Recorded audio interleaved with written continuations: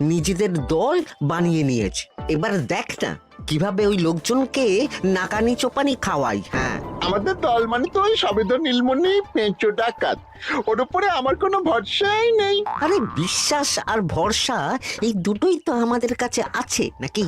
শোন, আমি পেঁচোকে একটা কাজে পাঠিয়েছি। যদি পেঁচো এই কাজটা করতে পারে তাহলে আমাদের রোজগারও হবে, প্রতিশোধ নেওয়াও হবে। আরে কোথায় পাঠিয়েছি সেটা বলবি তো? মন্ত্রী মশাইয়ের বাড়ি।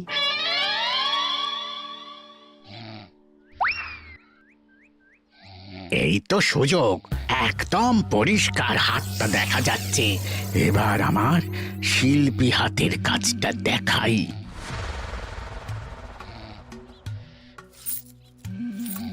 চোর চোর চোর চোর! কোথায় কোথায় চোর? আমার গলার হার টেনে নিয়ে পালালো। এই তো কদিন আগে গড়িয়ে দিলাম। যাও না, গিয়ে চোরকে ধরো। ওই তো দেখা যাচ্ছে। এই বেটা দাঁড়া বলছি, হাতে পেলে না পিঠ গরম করে ছেড়ে দেবো।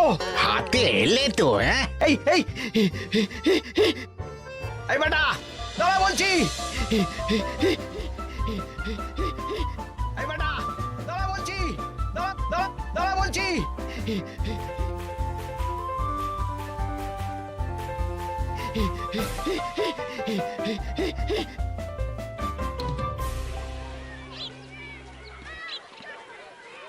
দুপুরে একটু খেয়ে ঘুমোবো তার জন্যই।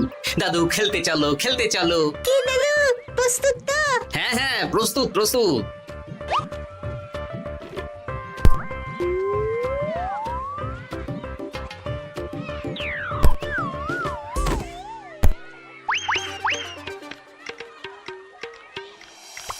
আরে আরে, এ তো পিছু ডাকাত। ধরো বেটাকে, ধরো ধরো। আমার গিন্নির গয়না চুরি করে পালাচ্ছিল, ওর ট্যাকেই পাওয়া যাবে। ধরো। এটা মন্ত্রী মশাই, হ্যাঁ এটা। চোর ধরা পড়েছে, এটাই বড় কথা। শুনুন, এখন একে রাজবাড়ি নিয়ে যাই, কাল এর বিচার হবে।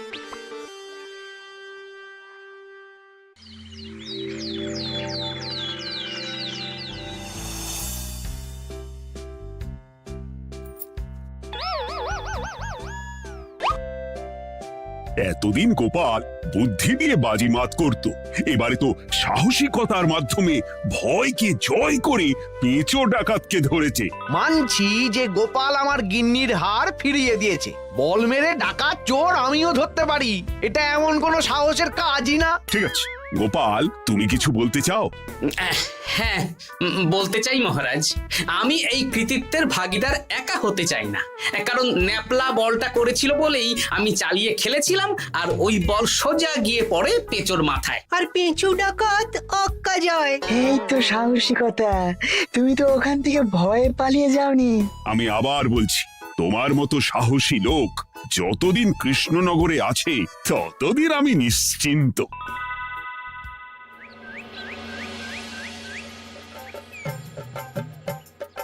বলি সারাদিন আমি সংসার ঠেলছি আর আরেকজন খাচ্ছে যাচ্ছে ঘুরে বেড়াচ্ছে।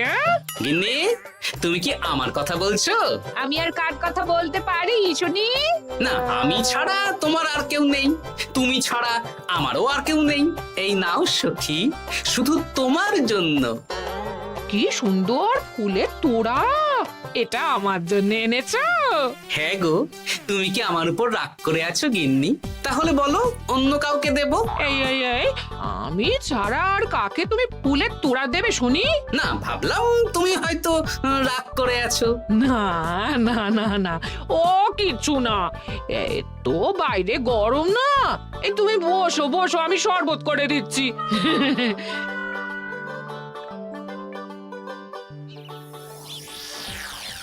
পুরো পরিকল্পনাটাই গোপাল চৌপাট করে দিল।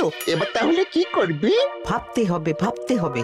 পেঁচো ধরা পড়েছে বলে তো আর আমরা হাত পা গুটিয়ে বসে থাকতে পারি না। না, ঠিক বলেছিস, অন্য কিছু একটা করতে হবে। গোপাল গোপাল গোপাল, এই গোপাল আমার কপালটা পুড়িয়ে দিল। সবার সামনে মহারাজ গোপালকে পুরস্কার দিচ্ছে। উফ, তোমার মনে এখনো অস্বস্তিটা কিসের? সমস্যাটা কোথায়? আমিও তো এরকমই একটা সুযোগ খুঁজছিলাম, যেখানে গোপালের মতন একটা সাহসিকতার কাজ করব, আর মহারাজ আমার প্রশংসায় পঞ্চমুখ হয়ে উপহার দেবেন, আর সবাই হাততালি দেবে। তো মহারাজকে গিয়ে বলো, গোপাল সামান্য একটা বল মেরে সাহসিকতার সম্মান পেয়ে গেল, তাই তুমিও একটা কিছু করে দেখাতে চাও। ঠিক বলেছো, আমাকেও এরকম কিছু একটা করে দেখাতে হবে। হাত গুটিয়ে বসে থাকতে পারবো না। হ্যাঁ হ্যাঁ, এমনিতেই ইদানিং তুমি 4 হাত থেকে 2 হাত হয়েছো। কি বলতে চাইছো কি তুমি? আসলে এতদিন তোমার আরো 2টো হাত বটা আর ঘটা তোমার সাথে তালে তাল মিলিয়ে কাজ করতো, এখন তো ওরাও নেই। নেই না, ওই আপদ দুটোকে বিদেয় করে দিয়েছি। হ্যাঁ, দিন দিন লোভ বাড়ছিল, জীব লম্বা হয়ে যাচ্ছিল। বেশ, তাহলে কালকে মহারাজকে বললো তোমার মনের কথা। কালকেই বলবো।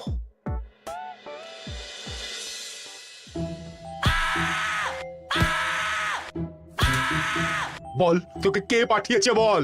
তোর এত বড় সাহস, তুই মন্ত্রী মশাইয়ের বাড়িতে দিনে দুপুরে চুরি করিস? বল। বলছি আমাকে ঘটাদা পাঠিয়েছিল। মন্ত্রী মশাইয়ের দল থেকে বেরিয়ে বটাদা আর ঘটাদা একটা নতুন দল খুলেছে, আমি ওই দলে যোগদান করেছি। আচ্ছা, এই ব্যাপার। বেটাদের একবার হাতে পাই।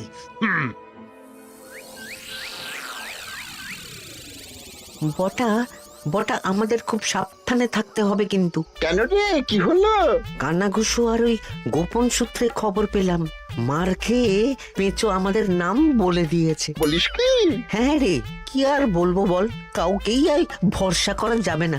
বেটা ধরাও পড়ে গেল, আবার মার খেয়ে আমাদের নামও বলে দিল। এবার তো মনে হচ্ছে ভূতের মতো লুকিয়ে থাকতে হবে। যা বলেছিস ভাই, তাছাড়া আর উপায় নেই।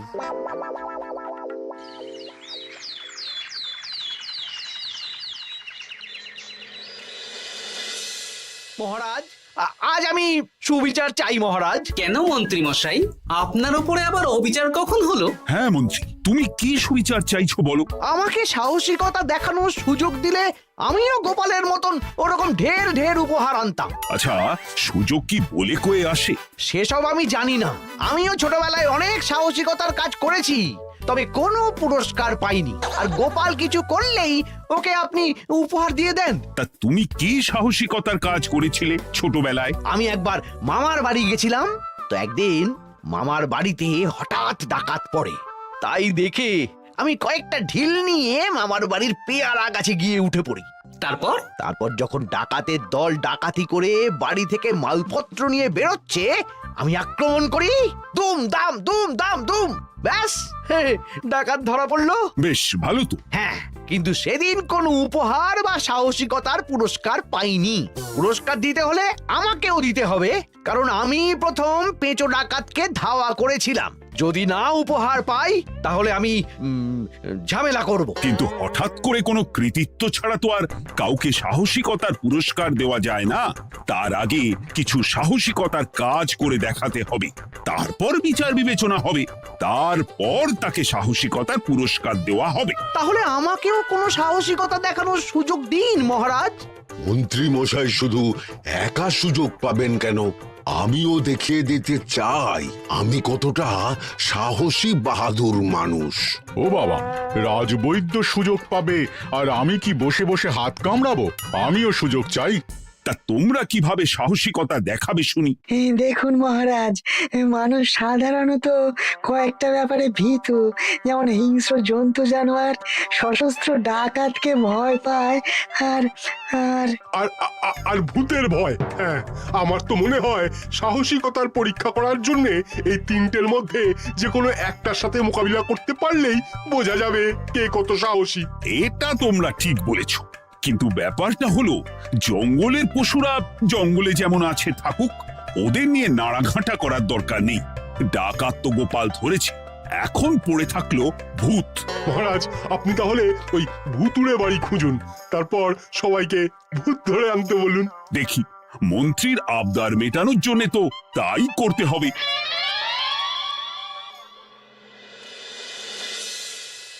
আজকে এটা কি রান্না করেছো বলো তো? ছোলা আর আলু দিয়ে তরকারি, ঝটপট খাবারটা খেয়ে নাও তো দেখি। হ্যাঁ, আচ্ছা, ছোলা আলুর তরকারি দিয়ে শুকনো রুটি খাওয়া যায়? হ্যাঁ, আহ বেশি বায়না না করে যা রান্না হয়েছে তা খাও তো বাপু, খেয়ে গায়ের শক্তি বাড়াও। কদিন পরে তো ভূতের সাথে লড়াই করতে হতে পারে। হ্যাঁ, ধুর ভূত, হ্যাঁ, ওসব ভূত প্রেতে আমি ভয় পাই না, বুঝলে?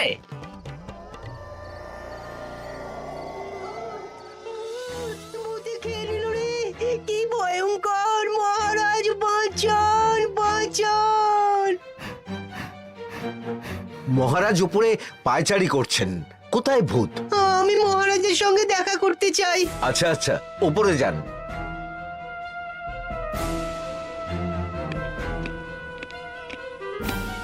কি হয়েছে সভাকবি? রাতের বেলা হঠাৎ আর তোমার চোখ মুখের অবস্থা এরকম কেন? মহারাজ, কৃষ্ণনগরে ঘাটপাড়ের ভূত আমার সর্বস্ব লুট করে নিয়েছে মহারাজ। দূর, কি যা তা বলছো তুমি? সত্যি বলছি মহারাজ, আমি আমার একটা কাজে নদী পেরিয়ে ওই পাড়ে গিয়েছিলাম। একটু আগে এই পাড়ে এসে নৌকো থেকে নেমে ঘাটের সামনে থেকে একটা গরুর গাড়িতে উঠি।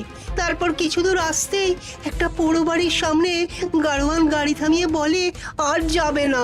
আর কারণ জিজ্ঞেস করতেই গাড়োয়ান আমার দিকে মুখ ফেরায়। রে বাপ রে বাপ, কি কঙ্কাল সার হাড় হিম করা মুখ! আমি তো অজ্ঞানী হয়ে যাই। কিছুক্ষণ পর জ্ঞান ফিরলে দেখি আমি রাস্তায় পড়ে আছি, আর আমার সাথে থাকা থলেটাও নেই। তাহলে বলতে চাইছো তোমার থলে ভূতে চুরি করেছে? সেসব আমি জানি না মহারাজ, কিন্তু আমি আমার থলে ফেরত চাই, আর ওই ভূতের শাস্তিও চাই। দিন না। এই সেরেছে, আজ সকালেই রাজসভায় ভূত নিয়ে আলোচনা হলো, আর রাতেই ভূত দেখা দিল। এবার ভূতকে আবার কে ধরবে? মহারাজ, আমার থলেতে অনেক দামি জিনিসপত্র ছিল। ঠিক আছে সভাকবি, তুমি এখন বাড়ি যাও, আমি দেখছি কি করা যায়। এই সুযোগে মন্ত্রী, জ্যোতিষী, পণ্ডিতদের সবার একবার করে সাহসিকতার পরীক্ষা নিয়ে নেব।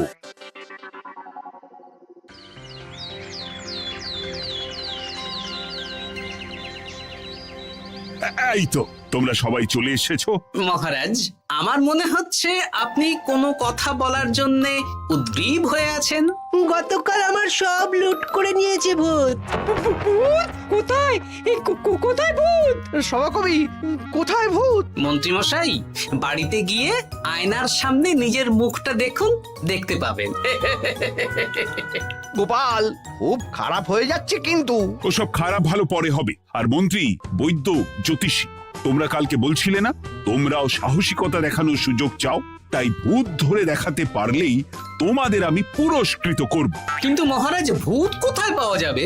গতকাল রাতে ঘাট পাড়ি এক গাড়োয়ানের গরুর গাড়িতে চাপতেই তোমরা ভূত দেখতে পাবে। প্রথমে মন্ত্রী, বৈদ্য, জ্যোতিষী, তোমরা চেষ্টা করে দেখো।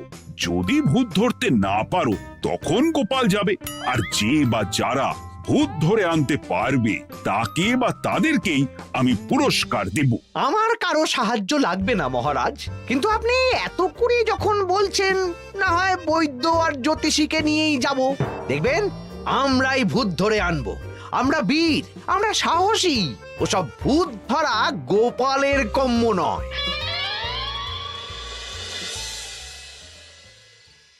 কি মনে হচ্ছে মন্ত্রী মশাই, আমরা আমরা ওই ভূতের দেখা পাবো? আমার কিন্তু হালকা হালকা ভয় করছে, যদি কিছু সর্বনাশ হয়ে যায়। আরে এসব ভূত প্রেত কিচ্ছু নেই। এত ভয় পেলে চলবে না রাজবৈদ্য মশাই। ভূত ধরতে পারলেই পুরস্কার, শুধু ভগবানের নাম গান করুন। ওই তো একটা গরুর গাড়ি দেখা যাচ্ছে। মহারাজ তার মানে এর কথাই বলছিল। হ্যাঁ, আর তো অন্য কোনো গরুর গাড়ি দেখতেও পাচ্ছি না। এই যে ভায়া, কৃষ্ণনগর রাজবাড়ি যাবে? হ্যাঁ যাব, 2 মোহর লাগবে কিন্তু। 2 মোহর একটু কম করুন না। আচ্ছা ঠিক আছে, 3 জনে 1 মোহর দেবেন, আর কমাবো না। তাড়াতাড়ি বসুন।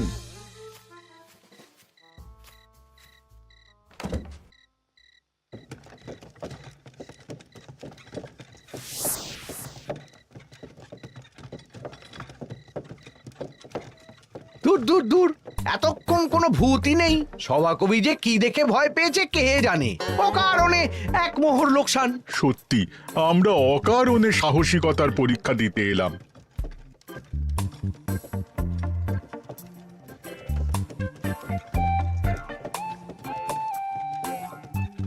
কি এই, এটা কোন রাস্তায় ঢোকাচ্ছ? আরে রাজবাড়ি তো এইদিকে না। এটাই তাড়াতাড়ি যাওয়ার রাস্তা।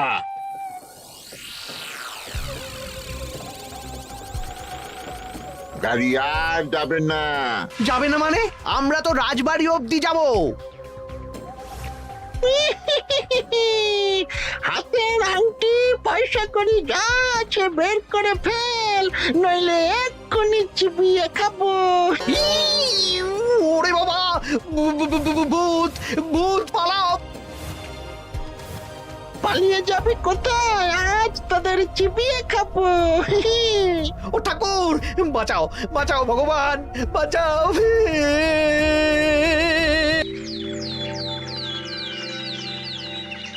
মহারাজ মহারাজ, আমাদের লুট করে নিল। ভূত আমাদের সর্বনাশ করে দিল, বাঁচান। তার মানে তোমরা তিনজন মিলেও ভূত ধরতে পারোনি? ছি ছি ছি ছি ছি। এই তোমাদের সাহস! আমরা কি করে জানবো মহারাজ যে আসল ভূত আছে? গোপাল, ব্যাপারটা কিন্তু খুবই সমস্যার। এরকম পর পর রাতে দুটো ভুতুড়ে ঘটনা হলো। তুমি দেখো না যদি কিছু করতে পারো। আচ্ছা মহারাজ, দেখছি।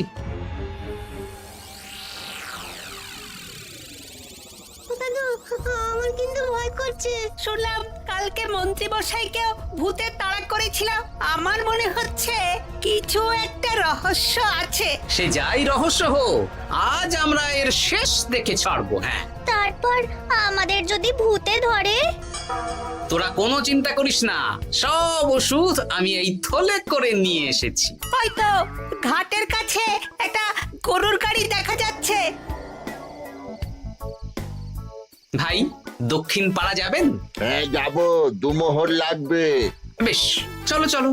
এত রাতে তো গরুর গাড়ি রাস্তাঘাটে চলে না, তাই বাধ্য হয়ে ঘাটের এদিকে এলাম।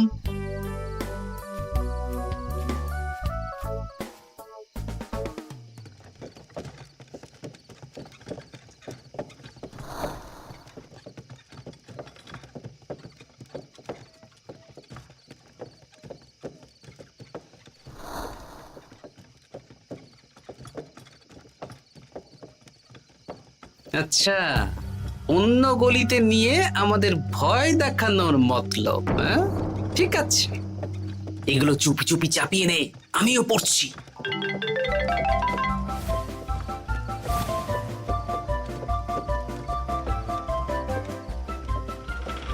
আর গাড়ি যাবে না। সাথে যা আছে সব দে, নইলে চিবিয়ে খাবো। তুই কে রে? তোকে সব দেব? ভূত বাঁচাও বাঁচাও। তুই কি ভেবেছিস? তুই নকল ভূত সেজে লোকেদের ভয় দেখাবি আর আমরা চুপচাপ বসে থাকবো? তোর পাপের ঘোড়া পূর্ণ হয়েছে, আজ কেউ তোকে বাঁচাতে পারবে না। এবার মজা সামলা। চলে গেল রে, চলে গেল রে, সাড়ে ছড়ে চলে গেল। কি চুল করছিস ঘটা? তুই আয়। চলে গেল রে, চলে গেল রে, সাড়ে ছড়ে চলে গেল। এই ঘটাকে ডাকছিস মানে? তুই মানুষ বটা। ওরে বাবা রে, বাঁচাও। তোদের ধরে নিয়ে যাব, কাল সকালে বিচার হবে।